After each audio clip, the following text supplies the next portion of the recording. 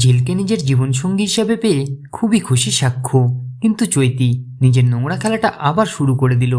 এমনিতে বাড়ির কেউই এই বিয়েটাকে মানতে পারেনি, তার উপর সবার মনটাকে আরো বেশি করে বিষিয়ে দিচ্ছে সে।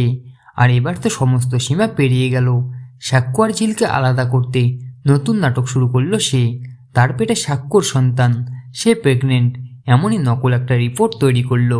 আর সেটা নিয়ে ঝিলের কাছে গিয়ে তাকে বলে, ঝিল তোমাকে আমি কথাটা কিভাবে বলবো, আমি সত্যিই বুঝতে পারছি না। এই শুনেই ঝিল বলে, কেন ম্যাডাম, কি বলবে বলো। ঝিল এই কথা বলতেই তার হাতে নকল প্রেগনেন্সির রিপোর্টটা ধরিয়ে দেয় চৈতি, আর বলে, আমি প্রেগনেন্ট ঝিল, আমার পেটে সাক্ষ্যর সন্তান।